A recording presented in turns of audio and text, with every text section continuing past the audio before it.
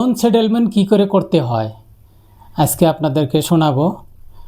যেহেতু আমি নিজেই লোন সেটেলমেন্ট করছি আর কি, আমি লোন নিছিলাম আর কি। লোন একটা সময় আসলো, আমার সময়টার ভিতরে কিন্তু আমার খুব ভালো আসলো আর কি, যার জন্যে আমার সিবিল দেখে, আমার ব্যবসা দেখে আমাকে লোন দিছিল।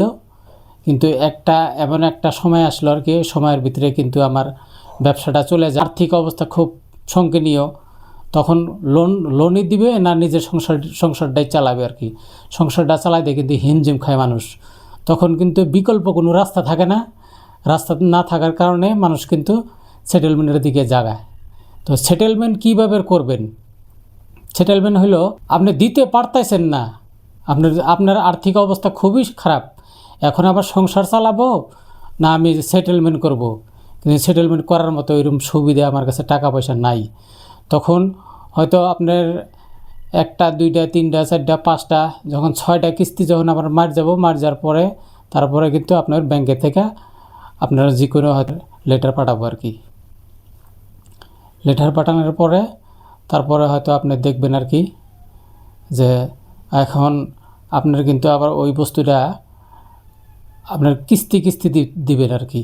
হয়তো 1 কিস্তি বা 2 কিস্তি। আমার বেলায় কিন্তু আমি মোটামুটি 3 কিস্তির দিছি, খুব কষ্ট করে মেহনত করে আমি দিছি আর কি। তো লোন উঠানোর টাইমে তো খুব ভালোই লাগে, কিন্তু কখন কার কোন বিপদ আসে কোয়া মুশকিল। মানুষ যখন হয়ে জায়গা ডাউন হয়ে যায়, বিকল্প কোনো রাস্তা থাকে না, তখনই মানুষ সেটেলমেন্ট করে। সেটেলমেন্ট করার কিন্তু সিভিলের দিকে কিন্তু একটু হয় আর কি, খারাপ হয়। কারণ খারাপ হলে তোর উপায় নাই, কারণ সেটেলমেন্ট ছাড়া তার কোনো বিকল্প কোনো রাস্তা থাকে না আর কি। আপনারা সেটেলমেন্ট যখন করবেন, আপনার সেটেলমেন্ট আপনার 3টা কিস্তি যখন দিবেন, 3 কিস্তি দেন বা 2 কিস্তি দেন, দেওয়ার পরে কিন্তু আপনাদের কিন্তু ইসের থেকে মানে দিব আর কি, এনওসি দিব আর কি। এনওসি তো দেয় না, এনডিসি দেয় আর কি। আমার বেলায় এনডিসি দিছে আর কি। তো আমি এনওসির কথা কইছিলাম আর কি। আমার যে জাগার ব্রাঞ্চের সাথে আমি আলাপ আলোচনা করলাম, আলাপ আলোচনা করার পরে আমাকে যেমন কইল না এনওসি হয় না, এনডিসি হয় আর কি। তো আমাকে এনডিসি দিছে আর কি। এনডিসিটা আমার যেটা অ্যাপ আছে, অ্যাপের থেকেই মানে এনডিসিটা আমি বাইকের নিছি আর কি।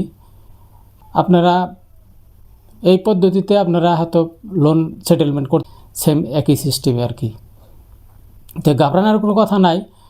লোন নেওয়ার পরে যখন আপনার 1টা 2টা কিস্তি যখন আপনার ফেল করার পরের থেকে আপনার যেটা ফোন আসবো, আপনার মাইন্ডসেটটা নষ্ট করে দেবে একবারে।